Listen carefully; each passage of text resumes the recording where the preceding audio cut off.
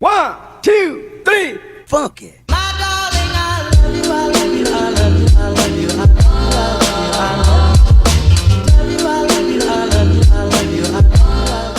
So what's the truth about making your first $1 million? I'm going to give you 8 rules of the jungle. I call it the jungle. I'm down here on my treadmill desk in the basement, and people have been asking me to do these old talks where I just get in front of a camera and just talk for a long time. No flash, no pizzazz, no lifestyle stuff, no cars, just straight talk. This is basically, I did a tweet today, what I wish I had done, they had taught me in school, but more importantly, I said, if I had control of my life, what would I have done differently? I'm gonna tell you, this is unrelated to what I'm about to say, but it's kind of a foreword to what I'm about to say, okay? And that is, number 1, I would have started a business before age 12 with the encouragement of all the people supposedly around me, school teachers, blah, blah, blah, the elders, parents, everything. Number 2, I would have traveled as much as I could, going, of course, with a parent, but travel. This is, by the way, instead of school as we know it. Okay, that's number 2. Number 3, I would have mastered a musical instrument. Okay. Number 4, I would have gotten a Brazilian Jiu-Jitsu black belt or MMA, some kind of thing like that. What was it, number 5? Let me just look here. Like I said, it's a little forward. Oh, learning 4 languages fluently. Basically, the school system is garbage, okay? People get mad when I say that, but I'm going to call a spade a spade. Now, I didn't have control of my life, and you didn't have control of your life when you were 12, so you got stuck with all this monotonous nothingness. So that's my foreword to the 8 things, the truth about making your first $1 million. In that foreword, if that had happened to you and I, we'd be a lot closer to our goals financially. Because as Warren Buffett says, the most correlated or causative factor in making your first $1 million is the age at which you start. So, the first rule of the jungle, and I call it the jungle, by the way, because trying to make your first $1 million, everybody wants to make $1 million. It's a jungle out there. Trust me. I've made $1 million before. I've made 10 million. I made 20 million, 50 million, I can tell you it's a jungle. People are going to come out of the woodwork. They're going to come out of the woodwork. They're not going to like you. They're going to be envious. They're going to call you out. It's going to be some family members. It's going to be some supposed friends. It's going to be society at large. People get mad about this subject of money. Trust me. When I put my first YouTube videos out in 2014, or 2014, 2015, I was like, people will like to see the journey. Like, I'm from a mobile home. I spent most of my teenage years. People want to see the journey to a Lamborghini. Nope. Oh, it's a rental. Blah, blah, blah, blah, blah. Like, welcome to the jungle, baby. So, step number 1, or rule number 1 of the jungle, because the jungle has different rules. Trying to make a first $1 million is different than trying to just lock yourself into a 9-to-5 job like most of society. So, number 1, everybody wants to go through the jungle. So supply and demand says it's going to be hard. Rule number 1 of the jungle is everybody, and let me just give you this analogy of the jungle. So here's you today in my right hand. Here's where you want to go in my left hand. Here's the pot at the pot of gold at the end of the rainbow. So that's making your first $1 million. In between there's a jungle. When I was 16 years old, I went to the Panamanian jungle. It's called the Darien jungle. At the time, it was considered the most dense jungle in the world. I'm not sure if it still is, but it's hard to go through. And it goes from Panama, and then there's the Darien jungle, and then there's Colombia. And they purposely have kept this jungle there because a lot of people wanted to go from Colombia into Panama, part of the drug trade. Now, that's a perfect analogy, perfect metaphor for what I'm talking about. A lot of people want to go across this, but very few do. And that's why I use the word jungle. It's not a playground out there. Okay, so step number 1, you have to understand in the law of supply and demand, there's only so much money in the world, okay? And everybody wants it. There's no people. Look, every other thing you can bring up in life, people will turn down. So for example, let's say your goal is to get married and have 2 kids. There's millions of people who don't want that goal. Let's say your goal is a religious goal. You want to, you're a Christian or you're Muslim or whatever, and you want to achieve spiritual goals. There's millions of people who don't have that goal. Let's say your goal is to run a marathon. You want to run the Boston Marathon, complete it. There's millions of people that don't care. But if you say to people, hey, you want this lottery ticket? It's $1 million lottery ticket. Everybody will take it. Maybe 1 out of 100 million people will say no, but everybody will take it, which means it's more competitive than basically any other activity, any other goal you could have. Because money equals freedom for people. Money equals the ability to accomplish their other goals. So everybody wants money. So rule number 1 is, it's a jungle because everybody wants it. And so if you think it's going to be easy, if you think it's a jungle with no thorns and no vines and no alligators and no spiders that are all around ready to bite you. When I was in the Darien jungle, it took us about 7 hours, I think, by canoe. We had a little motorized canoe to go down, and we were doing it was with the church when I was 16, and there were dentists with us and doctors, and we went into a tribe that was still using bow and arrows. But I remember going that Darien jungle, going down the river. I forget what the name of the river was. Maybe it was the Darien. And there's definitely, I don't know if there were alligators or crocodiles, but there were things you didn't want to fall in that water. It was dangerous. It was hard. You had to keep your wits about you. That's the perfect metaphor. And the reason people are so surprised and most people give up on their way to making their first $1 million is they weren't expecting a jungle. They were expecting it to be like, it's just part of life. Like, I go to the gym. It's hard to get a 6-pack. Well, it's harder to make $1 million than get a 6-pack. For every 1,000 people who have a 6-pack, there's 1 person who made their first $1 million. Okay? So what's number 2? That's kind of a big picture. Let me give you a practical rule of the jungle for making your first $1 million. And that is, you should start with a service type business. Service type business. Now, let me step back. So rule number 2, I'm writing them down while I'm on the treadmill so I don't accidentally jump around here. Number 2 is, let me rephrase it. You need to pick well what you do. And I gave you a hint for what I consider well. Pick well what activity you're going to focus on as you go across the jungle. Here's you today. There's a jungle. The other side is your first $1 million. Most people, what they do is they either try a 9-to-5 job. I saw some YouTube video. Oh my God. It said best way to make your first $1 million. Drive Uber. I was going, yeah, that'll take about 18 years. Do the math on Uber. You're not going to make $1 million. It said, save your money from your job, save whatever, $2,000 a year. Or I don't remember what it was, $2,000, $10,000. Invest it wisely. Put it in tax-free or tax-deferred retirement accounts. And in 40 years, you'll have $1 million. Yeah, well, that's true. But in 40 years, with inflation, $1 million is worth $200,000. So it's stupid advice. Okay, it's stupid advice. So choose well the activity that you're going to undertake on your way to your first $1 million, because most things ain't going to cut it. Now, some people, I do a little show like a Shark Tank. It's actually this show that I'm doing now. I have different versions of this show that I'm talking about right to you live on right now. And one of them is like a Shark Tank kind of show. And I have people put their business ideas and what they're working on, and we give away money and we vote on what's the best idea. Most people's ideas on how to get their first $1 million is horrible. Either it's way too big of a stretch, like I'm gonna build the next Uber. Okay, well, Uber is not a good first starting business to make your first $1 million. Even the founder of Uber, Travis, that was his second real thing he focused on. He first built a business and I think sold it for like 10 million bucks.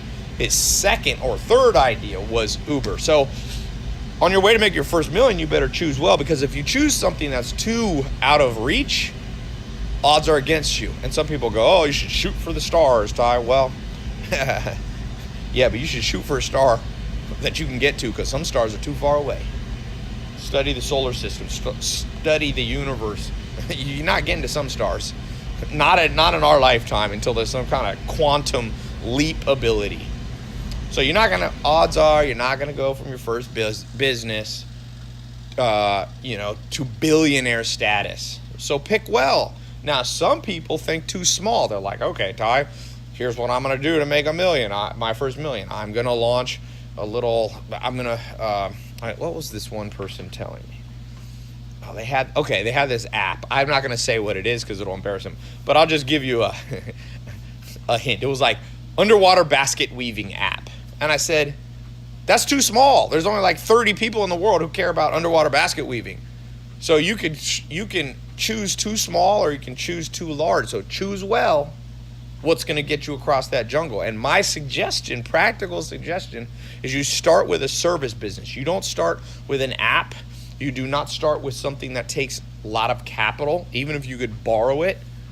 Even if you could raise VC money, start with a service business. So what are service businesses? What do I mean? Well, before the internet, a great example would be like a dog walking company, right? And then you get a couple dog walkers under you, and you get a reputation in your neighborhood. And next thing you know, in the city, I used to live in Raleigh, North Carolina, let's say a smaller city, you have 10 people working for you, and you're walking 200 dogs a day. Each person walks 20, you walk a few, and you have people under you. That's a service business in the old school, before the internet. Or another one would be like a personal chef or a personal trainer. These are all service-based businesses, right? You don't need a lot of money to become a personal trainer. You get a certification, or some trainers don't even have a certification, and you sell your time. So service businesses, you're primarily selling your time. Dog walkers, selling your time. You could scale the business a little bit by getting other dog walkers under you. Car wash, mobile car wash. There's some people that wash my cars. They build a little service business. They're selling their time. They're like, hey, I, the owner, along with 2 assistants, will show up at your house and will wash your cars. They've been washing, now I have like 4 or 5 cars at that house, but at the peak I had 7 cars there. So they would come, I forget what I'd pay them, but they probably make $1,000 or $1,500 just doing that. They sold their time. So service business is the S in service business, selling your time. So those are kind of old school, traditional. Those have been around for 50, 100 years, mowing people's grass. Fast forward to today, I suggest you build an internet-based service business, because you can scale it, you can reach people quicker, you're not limited by your own neighborhood. So the best service businesses are the ones, if you've seen my ads all over the internet, they've been advertising, start a social media marketing agency, start a home sharing management company, HSMC, where you use like Airbnb, you put people's houses up on Airbnb, and you split the profit 50-50 from people Airbnb in their properties. You don't even have to own the land. Or own the real estate, I should say. Another one is an e-commerce agency or an Amazon agency. You help people who have an existing business, you sell your time, and you help them sell on Amazon. A lot of people who are business owners do not know anything about the internet, and they don't want to learn. The average business owner is over 50, 60 years old in most parts of the world. So if you know a little about the internet, you can sell your time as a service provider in a way that's much more likely to make you 6 figures at least. So you can charge them. Anyway, I have a whole course for that. If you go to my website, you can see. That's not what I'm here to talk about. But I just want you to know, to get across the jungle, most people don't choose well. And therefore, they have no chance before they ever started. Really, they got no chance. I see people and I feel bad. They're on there like, I'm going to make my first $1 million. I'm like, you didn't choose well. It's a little bit like what one of my mentors, Dr. David Buss, said. I've never been married, but he'd been married, and he's spent 40 years studying psychology. He's one of the most respected psychologists who taught at Harvard and wrote all the textbooks used at Ivy League schools.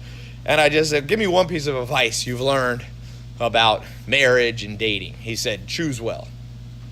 He said all the stuff about You know, how to revive and fix a bad marriage or fix a bad dating relationship by going to therapists and practicing meditation together and all these things. He's like, better than all that is just choose the right person. And then you don't have that headache. Same with the rule of the jungle, the law of the jungle to get into your first million. If you choose the wrong person, you're going to spend all your time fixing and putting out fires. Or you're going to just limit. There's not enough market. Like I said, this guy did $1 million app into something as stupid as like training people on how to do underwater basket weaving. It's got to be big enough, but not too big. So choose well. I could do a whole nother talk on that, but I gave you I think the three best opportunities right now is a social media marketing agency where businesses pay you $1,000 to $10,000 a month. It's Airbnb, where you use Airbnb, you find real estate, homes for sale, or people who have an extra vacation home. You go to them, say, these properties you own are just sitting, ma'am, sir. I'll put them on Airbnb. I can generate an extra $2,000 to $10,000 a month. I'll manage the people, and I'll split the money with you 50-50. So you start generating for yourself $3,000, $4,000, $5,000 a month there from a service business. And then, as I said, Amazon, another service business. I'm not necessarily saying you should sell on Amazon as an e-commerce provider. You should help other businesses do it. That's as more like as I said, a service provider. So those three real practical ones that you can do that I've seen people start in over 100 countries. I've had over 280,000 people go through my paid programs with in-depth training on these, and it works. Trust me, it works for the people who actually do it. Okay, so after you pick well, pick the right idea, pick the right business. What's the third rule? The third rule is you have to have thick skin. I'm talking to the point where, you know how like you have calluses on your feet and they don't even necessarily look that nice? Okay, that's how your whole mindset will have to be on your way to making your first $1 million. Because let me just give some examples of things that will happen to you on your way across the jungle to make your first $1 million. Family member will betray you. Most likely, I see it 6 or 7 out of 10 times. Somebody. I'll give you a public example. Dane Cook. You may have heard of Dane Cook, the comedian. At one point, he was like on top of the world, you know, and then he had his brother managing his money, or his half-brother or whatever, and now that half-brother's in prison because he stole, I think, over $10 million straight out of his bank account. You know, the person you thought you could trust, your own flesh and blood, no. Out there, you're on your way to making $1 million, and somebody's on the way to steal it. And so I saw a little interview. I don't know Dane Cook, but I saw a little interview where he was talking about how it made him, I don't want to say the word depressed, but something like that, to the point where maybe you don't want to proceed. And I'm telling you, when that first betrayal comes, you're going to have super thick skin, to the point where you're just like, oh yeah, I was expecting that. I'm good. I'm on my way to making my first $1 million. Someone stole 200,000 from me. Good. I'll make it up. That's the thick skin you need. And you ain't going to make it. I have a guy, a sales team, and I have a new guy that started with me. And it's just yesterday, he called somebody. They said, yes, I want to buy what you're selling. So, but the guy said, I'm a little busy now. Can you call me back in like 3 hours? So my staff guy called him back in 3 hours, and the guy just blew him off. Didn't answer the phone. Then he called him back again, and the customer on the other end was like, well, I'm kind of busy right now. And my staff guy got really mad, and he's like, Tai, I'm thinking of sending him a nasty message. And I said, welcome to the jungle, baby. Welcome to the jungle. People say one thing and do something. I said, is this really going to, because he was all thrown off. You could tell he was writing me this much on WhatsApp, writing me this long message. I said, you want to make $1 million? You're on your way to your first $1 million working for me? You literally are bent out of shape by this teeny little thing. This is teeny. No one even stole anything from you. You just had to do an extra phone call. But in this world we live in, people are getting weaker and weaker willed. It's true. As one of the greatest thinkers, I think, the wisest person I've ever read, Will Durant, who won a Pulitzer Prize. He's dead now. He said, nations are born stoic and die Epicurean. And this modern Western world we live in, even the world as a whole, because we've become wealthier as an entire global civilization, we're born stoic, meaning the original people who founded the United States or whatever country. These were people like with axes and chopping down trees and building log houses and surviving winters and almost starving to death. They were stoic. That's what was stoic. They had thick skin, and no matter what came, they just went right through it. Bullied their way right through the snow. Just, I'm going. Okay, I'm hungry. We're just going to go to bed on an empty stomach. Well, now, what the word Epicurean means is lover of pleasure. So, nations are born stoic and die Epicurean. I'm seeing a consistent pattern. I reach over 100 million people a year. I see a lot of people trying to make their first million or whatever it is their goal. And I see them getting thrown off by the smallest inconsequential thing. And I go, welcome to the jungle. I don't think you're going to make it. I'm going to bet against you. The first thorn bush that you bumped into that scratched you just a little bit, maybe didn't even draw blood, you're sitting here like, oh, I got to stop. Come on, guys, give me an hour. I need to patch myself up. Oh, okay. This is the jungle. That's nothing. That's child's play. One of my favorite stories is Shaquille O'Neal and Hakeem Olajuwon, two very famous basketball players. And when Shaquille O'Neal came into the NBA, become a pro basketball player, he was used to being the biggest, strongest, toughest guy. He was over 7 foot tall. If you see Shaquille O'Neal when he was in college and first year in pro basketball, he was an amazing, like just one of the strongest people ever to walk this earth. Trust me, in terms of athleticism. Kobe Bryant said the strongest person I've ever met is Shaq. Shaq in his prime. And so Shaq's used to just bullying people around on the basketball court all the way from junior high, high school, college. He played at LSU. Now he's in the pros. Even in the pros, there's an interview with Shaq. He said, I used to just throw one elbow at the beginning of the game just to set the tone and show people who was the boss, the king of the jungle. Well, he said the first time he played the Houston Rockets, had this guy, Hakeem Olajuwon, who was an immigrant, I think he came from Nigeria, came from Africa, wasn't quite as big as Shaq, but he was a big guy. He's like 6'10", right? Big guy. And Shaq goes, I think it was a playoff game or an important game. They're playing. And Shaq is being guarded by Hakeem Olajuwon, and he goes, I just want to show him who the boss was. So he said, I threw an elbow and hit Hakeem Olajuwon right in the square in the chest. He said anybody I'd ever done that to pretty much was intimidated for the rest of the game. So he said, I threw that, I scored the goal, and as we were running down, Hakeem Olajuwon just came up next to me and just went, because he has this deep voice, he went, good one, little man, and just kept playing and totally psyched Shaq out. He said, I threw my strongest blow at this Hakeem Olajuwon guy, and it didn't even faze him. He thought it was funny. And that's the attitude you need to make your first million to get across the jungle. When someone throws a blow to your chest, figuratively, hopefully not, actually, but they throw something at you, you're just like, ha ha.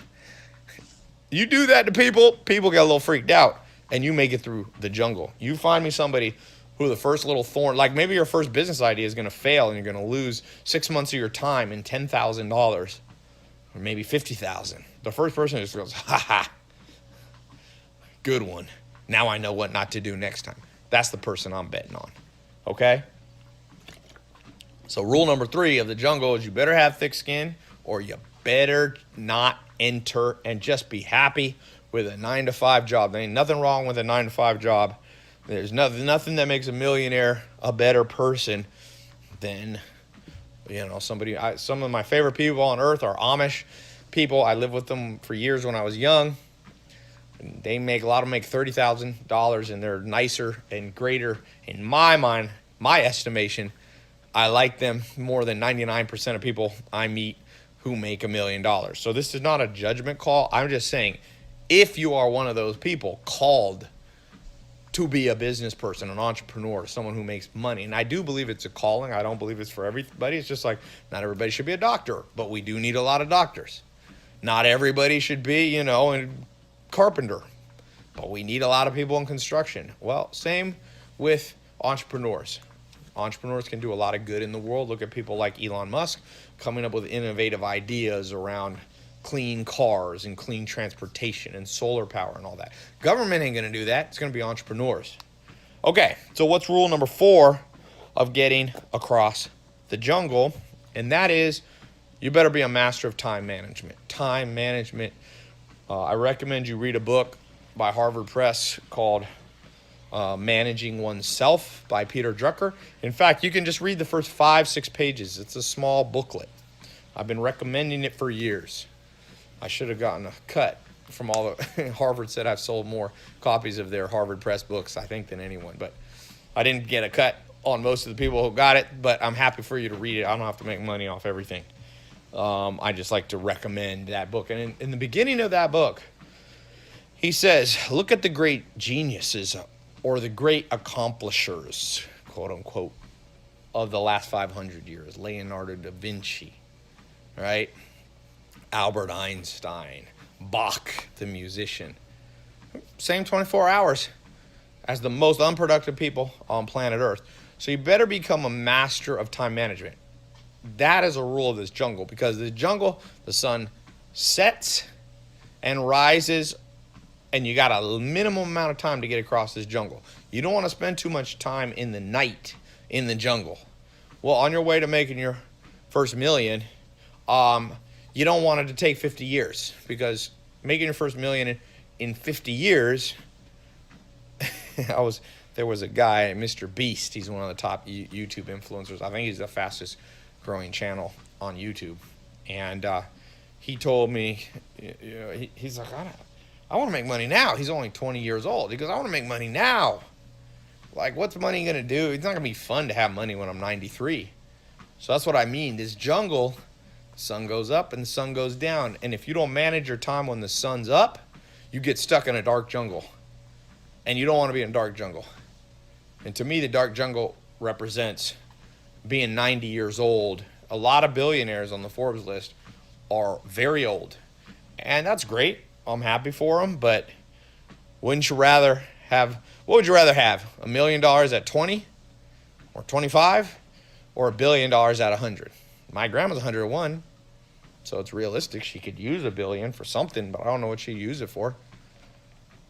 If you got $1 million in your 20s, you can invest in and pretty much be set for life if you're smart and frugal a little bit.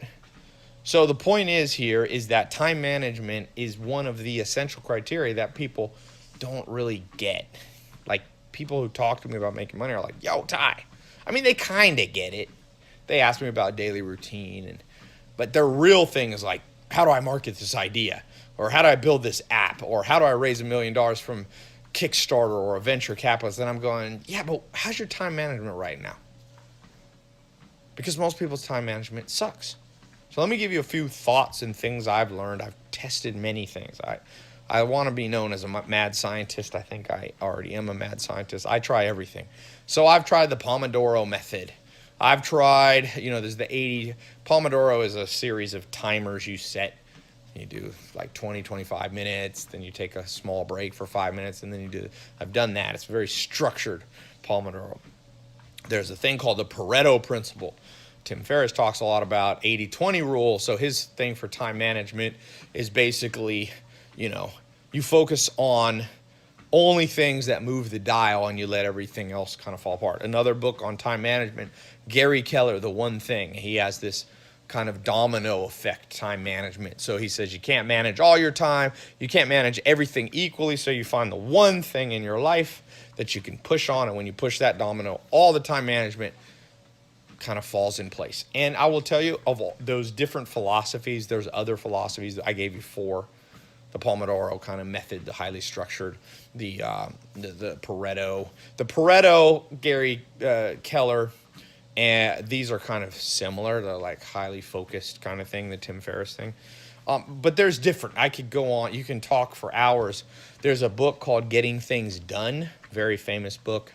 It's probably sold, I don't know, 5-10 million. He has this whole structure of he's more of like an organizational time management person. So he's like, you have file folders and you have your projects and you get things off your plate real fast and you drop you create a product and then a project, and then you divide it up into all these tasks. Again, I've tried that one too. So I will tell you, there's truth to all of these systems of time management. There's truth to all of it. You can set up a highly organized structure where I talked to Arnold Schwarzenegger, for example. I actually got to spend some time with The Rock recently. Did a little charity thing. I flew over to England for his Fast and the Furious, the spinoff he's shooting, and I was on the set with him and had a long talk with him about books and protein and time management. I mean, The Rock and Arnold Schwarzenegger, they wake up. Arnold, I interviewed him in his kitchen while he smoked cigars at his house, and he told me, he's like, Tai, I wake up at 4 a.m. I read for 1 hour. This is his current routine. It was a little different when he was younger, but then at 5, I think he eats and he rides his bike to Venice Gym, and then he works out. He has this whole structure, like the whole day structure. The Rock's very much like that.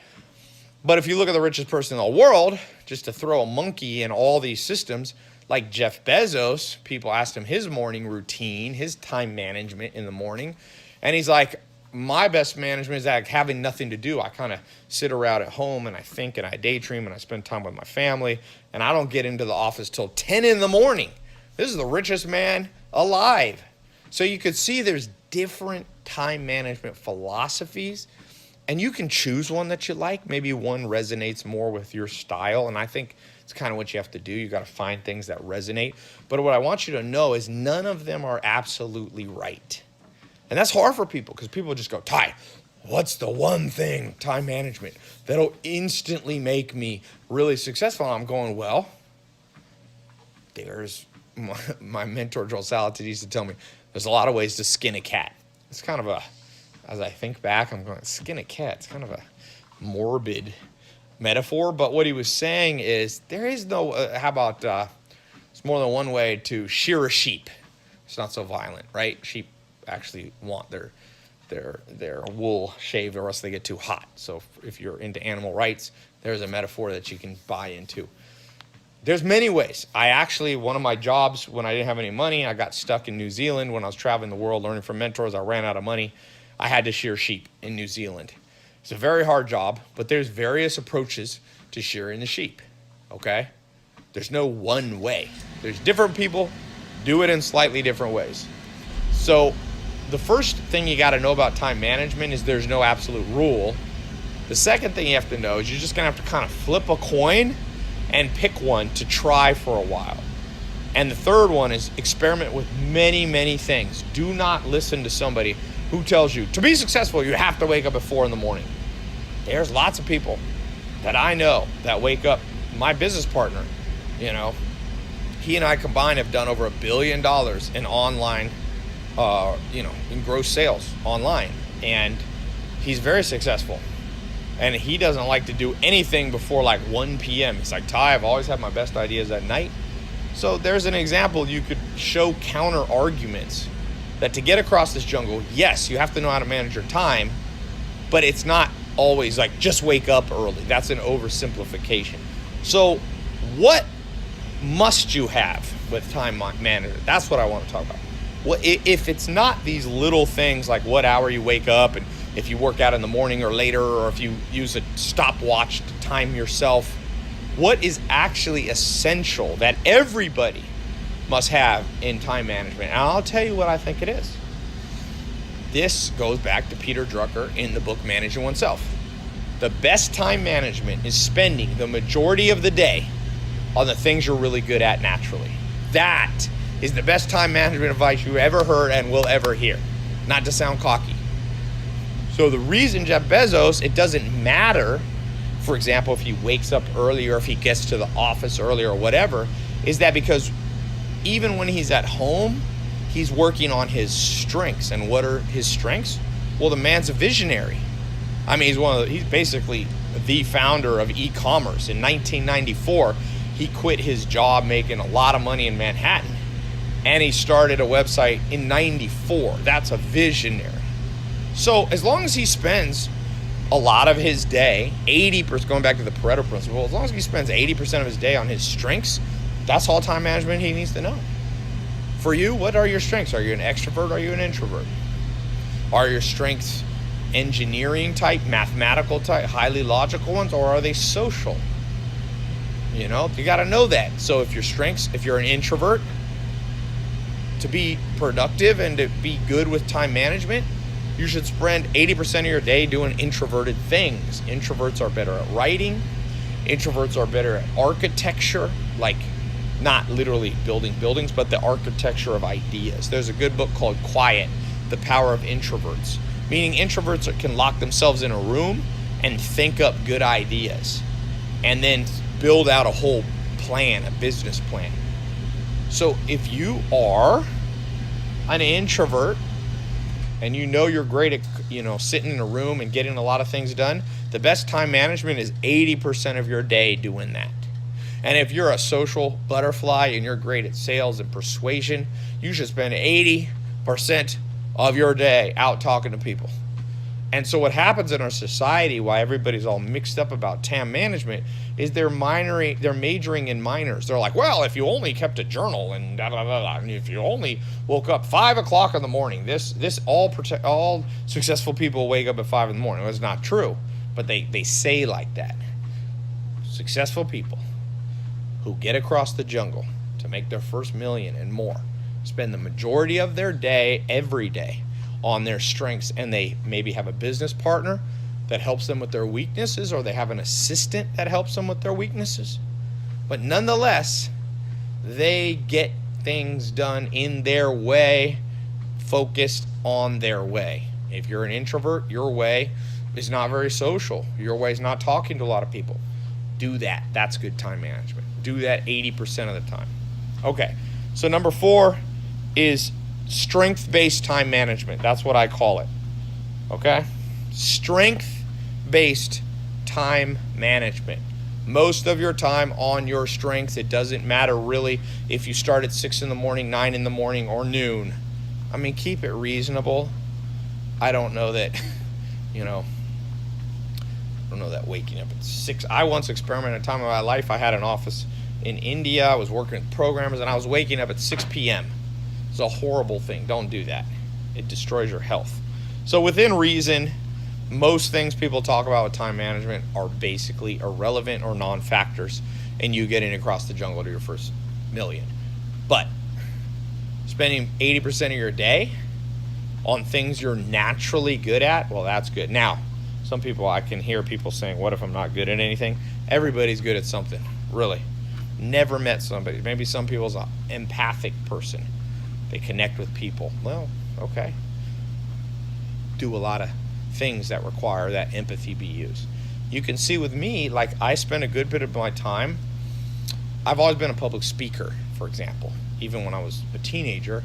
And I make more money when I gravitate and use my time management focus around public speaking. Now, instead of public speaking, I do more videos, which reach the public in a much larger way than any stage I could go on. But as I do that, it gets me to my financial goals. And if there's been times in my life where I'm not spending enough time out, and lo and behold, I make less and less and less money. I'm not using my strength, public speaking, for example. Okay? All right, let's move on here. We got 4 left. 4 left. Truth about making your first $1 million, 8 rules of the jungle. Number 5. I got to talk about, and it's a little controversial, my take on this. We got to talk about hard work and hustle. Okay? Hard work, hustle, and grinding, ? So this is a little different rule of the jungle. This is like, do you need it to get across the jungle? Is it real? Because a lot of people, this is the most common thing that you'll be told by your parents, your teachers, and society. You get what you want, you better work hard. So the question, rule number 5, is the truth about hard work, hustle, and the grind. And this is what I think is true, and it's very hard to refute what I'm about to say, even if you don't like what I'm about to say. Hard work does not get you across the jungle alone. So just focusing on hard work will not get you across the jungle to your first million. There are literally 1 billion people or more in this world working hard every day. I've been to India. There's people working for $14 a month, picking up trash 10, 12 hours a day. Okay? Do you think they're on their way to making their first million? No. They're stuck in a system. They're stuck in a poverty cycle. They're stuck in a very, what's the word we want to do about India or Bangladesh or many countries? Lopsided, we'll call it. Now, it's getting better in some of these countries, but you can't just tell these people, oh, work harder. Hard work will get you to first million. But that doesn't mean hard work's not important, okay? It just means hard work is misunderstood. So here's the way to think about it. It's very simple. I'll tell you a story. Never found out if this story was true. My mentor, second mentor, Alan Nation, used to tell this story all the time. He said a plane crashed in Colombian jungle. Speaking of, he literally used this jungle analogy. Maybe that's where I got this rule of the jungle thing. So, a plane crashes. Boom, it's full of engineers going to an engineering conference. And these engineers were hardworking, they were sharp. So no one's killed in the crash. They know they're only about 25 miles from help, but they're in the middle of the jungle. Luckily, there was a whole bunch of machetes because they're in a thick jungle, crashed. They find the airplane was prepared for just a moment like this and had put 50 machetes in the storage bin. So they pull the machetes out and they go, we're going to get help. You guys stay here. There's a few injured people. You guys stay here. So they go, and they're engineers. So they're hard workers. They look at each other. They go, before we go, let's do a little 5-minute exercise on how to properly chop with your machete. So they like 45-degree angle, and you got to work hard, and you have to swing at least 100 times per minute. And so they just went and they did all this. Hardworking people. Very precise. And that represents most of society. Hard at work at their job. Your parents probably were hard workers, okay? Grandparents probably were too. Maybe you are. But maybe your grandparents and your parents never got through the jungle. They never got to their first million. And here's why. One person who was on that plane was not an engineer.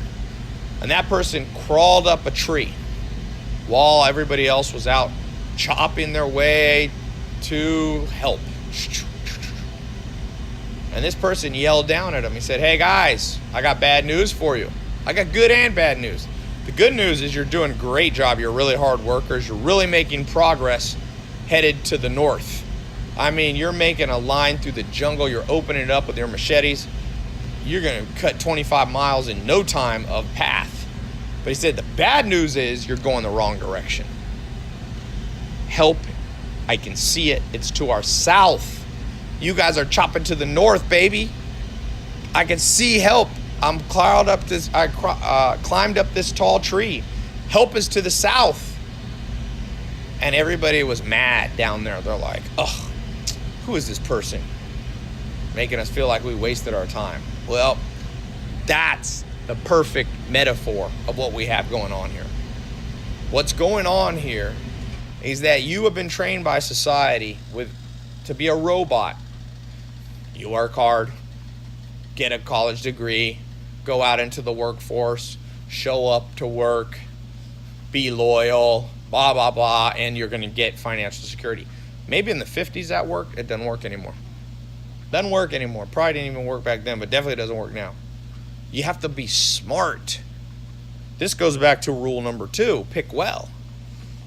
So if you're one of those people that have been indoctrinated on hard work, let me tell you where it is true. So if you're going in the right direction, then you need hard work. You see, once you get the right business idea, once you start getting wealth coming into your bank account. Then you want to turn on the hard work button. It's almost like you need two buttons in your brain. You need the experimenting, find the smart answer part, and then you need, once you've locked that in, you need the turbo hard work mode. The problem is society only teaches you the hard work mode because in many ways our system is set up to make you an automaton, to make you if you look at our modern school system, it was really came about during the time in the late 1800s, Germany. You know, you had an industrial complex that Germany created under the Kaiser. You see it in World War I and World War II. It created soldiers. It created factory workers. Everybody fell into line and was disciplined. And you weren't supposed to think about what the right thing was.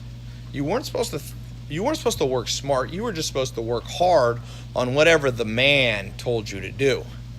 And that system has carried forward to this day.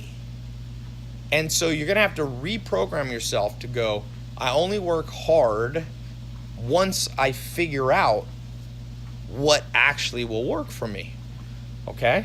So this brings us to rule number 6.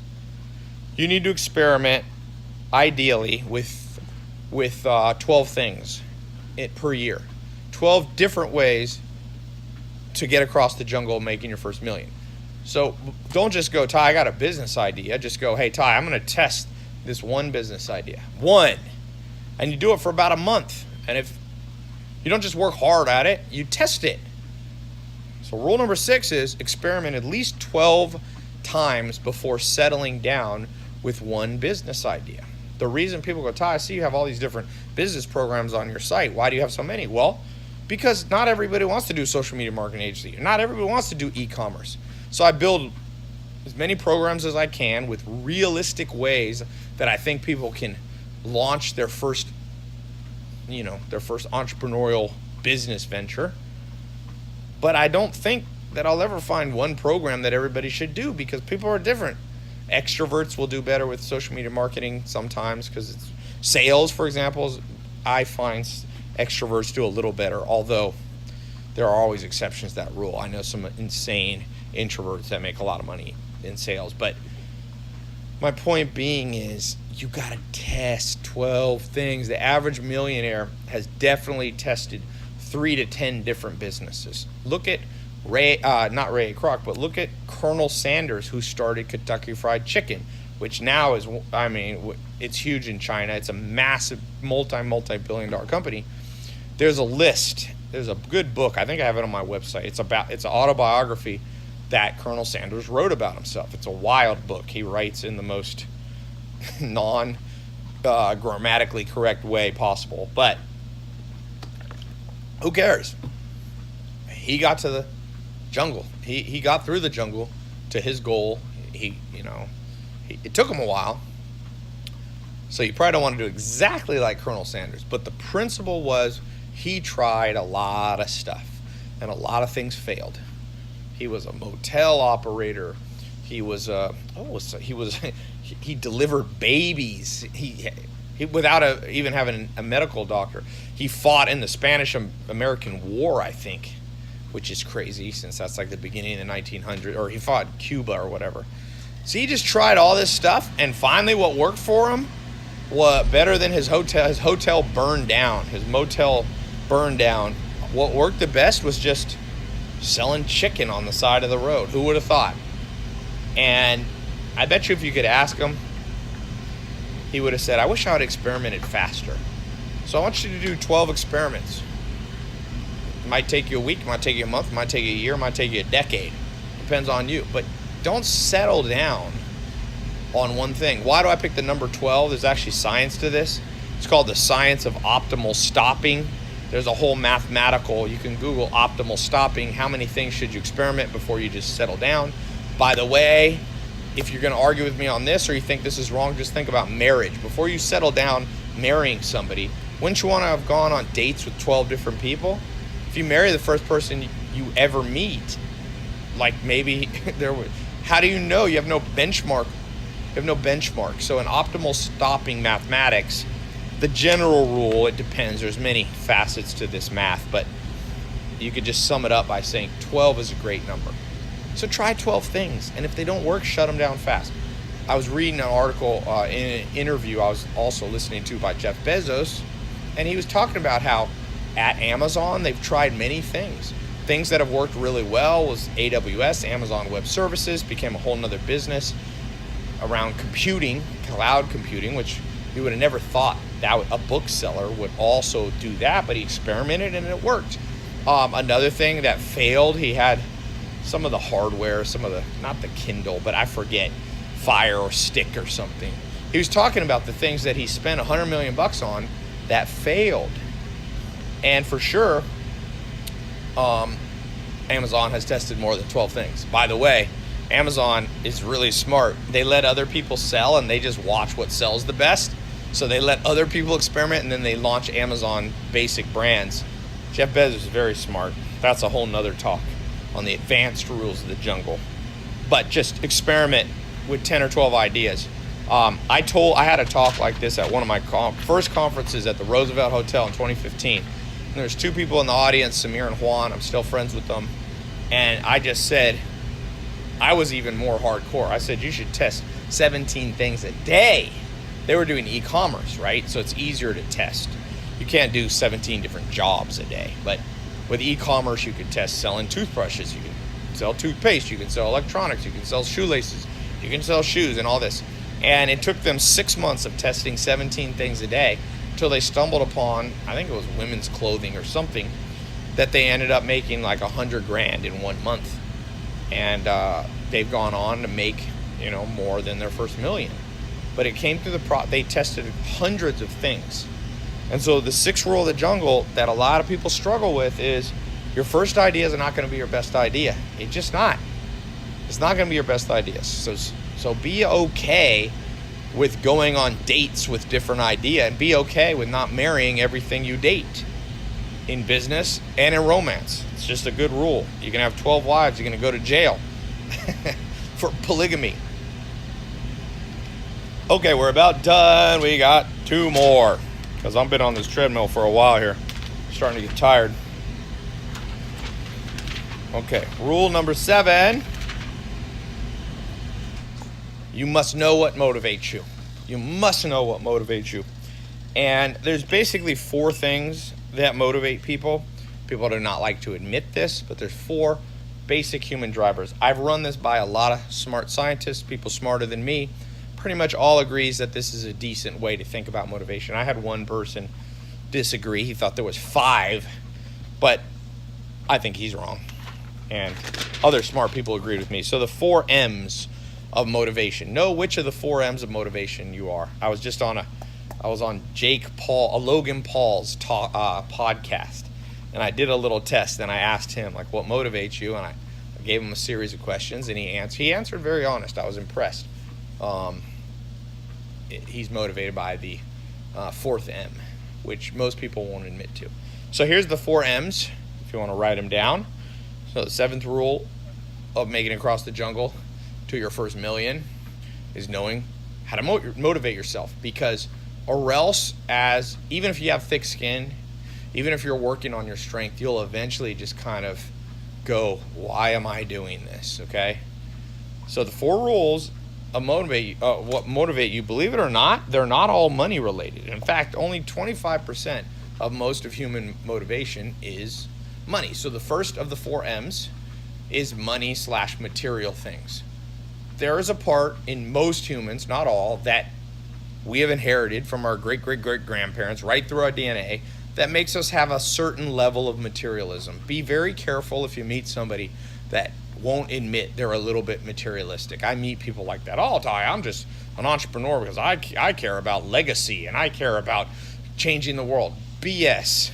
If you really did, then great. You'd be building your businesses, and all the profit you took, you'd be donating 100% of it or 99% of it, but those people don't. Because there's nothing wrong with having some motivation around the first M, which is money/material things. The second one is mating/love. Okay?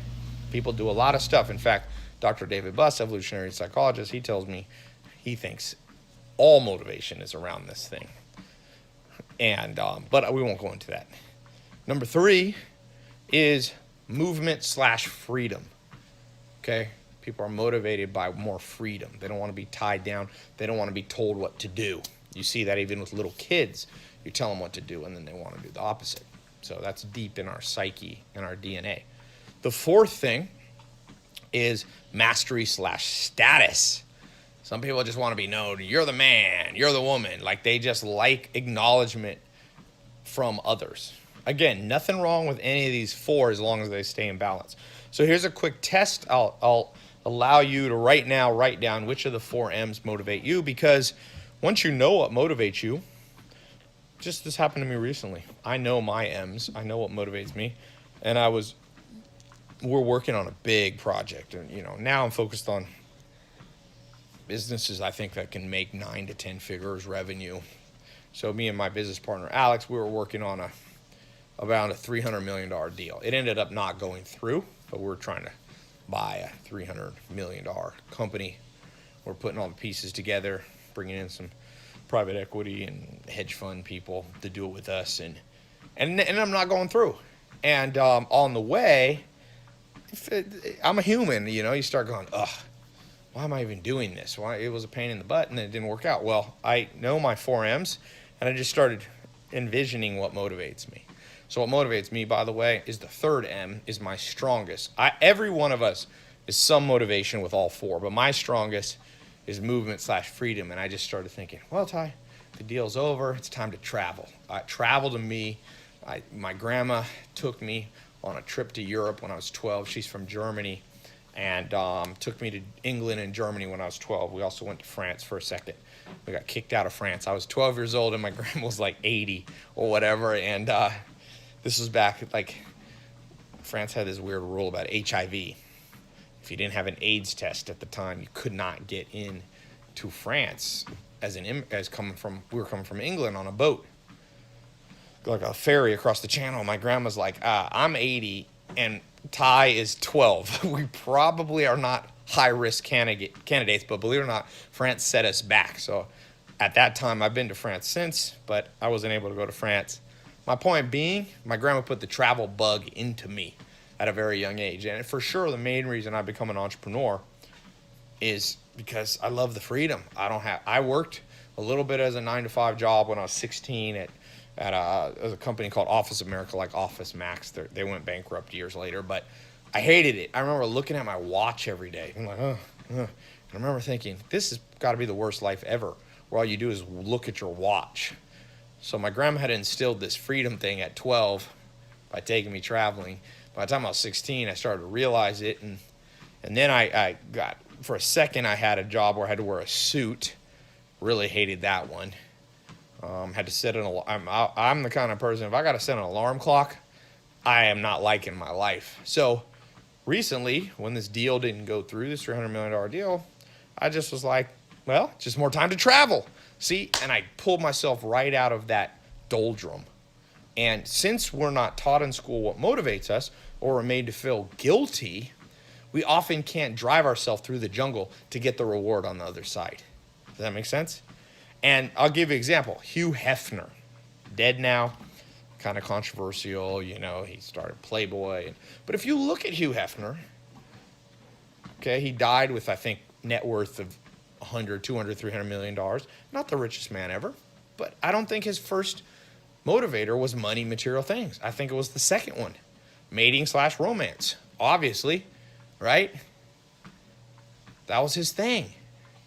And it wasn't just women, by the way. He was a very social guy. He had his friends, and he would do parties, and he would have every Monday, all his friends would have game night and then movie night. So he was very, in that mating / romance, I would put even social, not necessarily just dating and love. But that was his motivation. So he didn't care. To him, he felt like he won. Even though Jeff Bezos had more money, or Bill Gates, Hugh Hefner didn't care because he knew what motivated him. As far as I could tell, I got to meet him right before he died. His son, I met, apparently follows my social media, Cooper, and invited me to the last Midsummer Night's Dream party there. It was kind of cool. The most interesting man in the world was there. It was an interesting group of people, including the Dos Equis most interesting man in the world, which I thought was funny. But He knew what motivated him, and he didn't really care that society said that shouldn't motivate you, you know? So here's a little test we'll do, okay?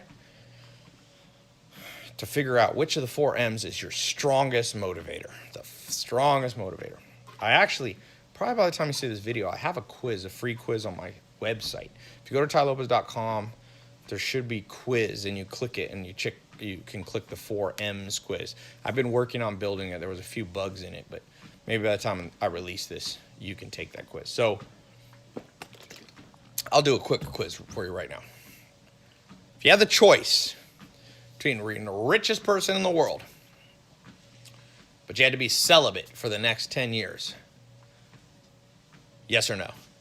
You could be the richest man or woman on planet Earth ever, but you got to be celibate for the next 10 years, the next decade. No boyfriend, no girlfriend, no dating, no kissing, nada. Nothing, no physical contact. Okay? If you raise your hand, yep, I'll take the money and I'll date 10 years later, then I bet you one of your strongest motivators is the first one. If you go, no way in the world would I even do 5 years, then you're probably more motivated by mating, romance, love, social. Okay, so that's how you pick between the first 2 there. Let's take the last 2. You got movement freedom and mastery status. Okay, which would you rather have? You could either travel the world freely, no agenda, just have just enough money to do everything you want, but nobody knows who you are. Nobody. Your Instagram followers, you have like 1. No one really respects you. Nobody looks up to you. You go to speak at a conference, people are like, who's this person? No one cares. But you know yourself, and you got a little group of friends, and you're just enjoying life wandering. Or you can't leave your city for the next 10 years. You got to stay in one place, but you are the man. You are the woman. You got a New York Times best-selling book. Your social media following is 20 million people. You know, you go places, and you go to a nightclub, and the doors open up for you, and it's like, oh, yes, sir, yes, ma'am, come on in.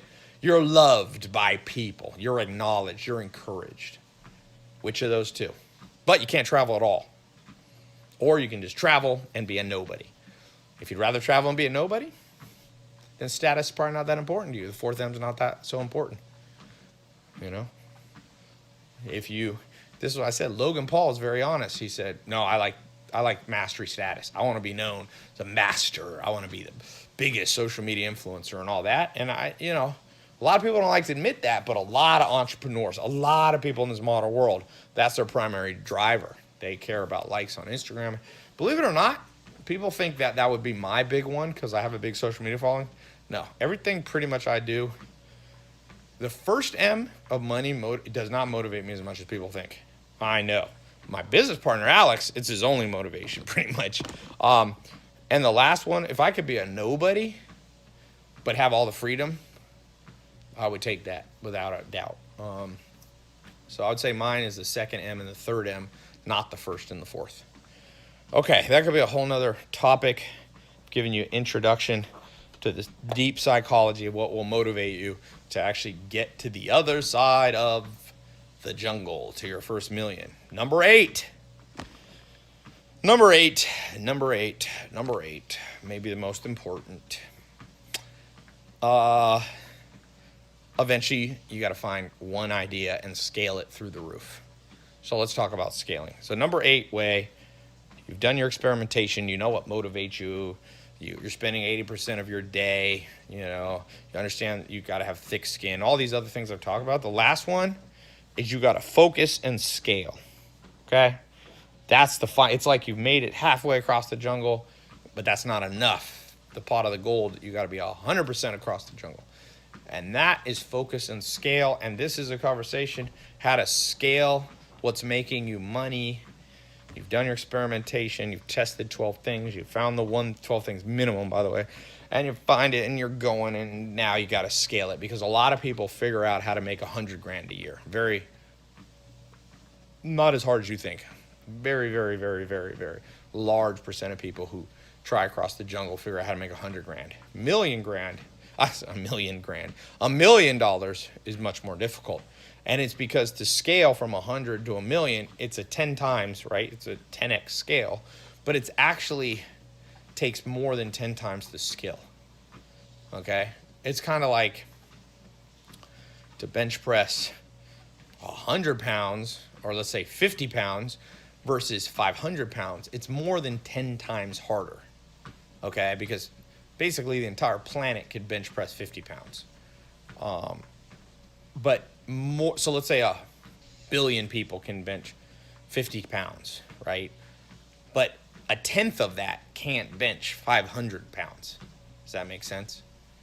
A tenth of that. It's not like it's not like 100 million people can now bench 500 pounds. So it's more than 10 times difficulty to go from making 100 grand to making 1,000,000. It's not difficult. It just takes more than 10 times the skill. Okay? It probably takes 30 times the skill. So to scale, the S in scale, I always think skill. Skillful people can scale. And so if you're stuck on your idea, whether it be e-commerce, social media marketing, if you listen to me and you got a service business can definitely be scaled to $1 million. One of the people who teach in my social media marketing agency, Joe Soto, he's got an agency that does over $1 million a year. He does like 1.5 million or something. So he's certainly scaled. I have a lot of people in my programs doing 100 grand a year, but he's scaled, and he definitely has more than 10 times the skill. So what you have to do is you have to focus on training a lot, okay? Like, how do you get a black belt in jiu-jitsu? It's more than 10 times harder. From blue belt to black belt. Blue belt's a second belt. To black belt is like 100 times harder. Higa Machado, who I trained under when I'm in LA, he said, Tai, I've trained whatever. Well, he said for every 250 people that he gives a blue belt, one focuses and trains long enough to get a black belt. 250 to 1 ratio. That's probably the ratio of people who make 100 grand a year, who figure out how to get to the jungle to make your first million, their first million. It's probably 250 to 1. And it's not because it's necessarily 250 times harder in the sense that you have to have a much higher IQ, or you have to, even have a better business idea. No, that's not it. You have to commit to train. So focus and scale comes from skill, and skill comes from training. And this is a bizarre thing. Like any sport, I played on one of the top high school basketball teams, Enloe in North Carolina. And North Carolina is the biggest basketball state. I think it has the most people in the pros. Michael Jordan's from there. Jerry Stackhouse was in my league. John Wall's from the same league that not the same year, but the same league. And we had drills. I mean, I went to a school, we had 7-foot center. We had we played Oak Hill. And we trained all the time. But then I meet people in business and I go, are you training? No, I just do my business. I'm just like, I'm like launching my business. I'm like, where's your training aspect? Training is where a master or a mentor gives you drills to do. That's why I tell people to read a book, because that's like a drill for business. People go, I don't need a book. Well, what you're saying to me is, no, Tai, I can become a black belt without repetitive skills. You need repetitive things you do every day. A good place to start is read more. You're going to meet people that tell you, oh, I didn't need to read and I made $1 million. Well, they're an aberration, they're rare, and there's usually a story behind them, like their parents had money or gave them a business or something. Trust me. Let's go to the top of the Forbes list if you want to argue with me. The skill of repetitively reading different books on different subjects to fill up your brain with skills. I'm not saying only books, but I'm just using books as an example. Okay, richest person in the world right now, richest man, Jeff Bezos. Not only does he read a lot, his first business was Amazon selling books. That's how much he loves books. He built his empire on books. And trust me, he reads a lot. There's a good book called The Everything Store about Jeff Bezos, and it talks about how he walks around with a copy of Made in America, which is Sam Walton's autobiography on how Sam Walton built Walmart. And Jeff Bezos has read it so much the pages are falling apart. See, he trained to build skill. One of his training tools was reading. Okay? Second richest person in the world, Bill Gates. Bill Gates loves books so much that his wife and close friend says he goes on vacations that he calls them reading vacation. He literally takes a vacation just to catch up on all the books. He'll bring 17 or 20 to 40 books, and he'll just go on vacation for 2 weeks and literally just read 8 hours a day. That was when he was running the biggest company in the world simultaneously. He still made time. So you're going to tell me Jeff Bezos and Bill Gates need books, but you don't? Third, Warren Buffett, third richest person in the world most years, depending on the year.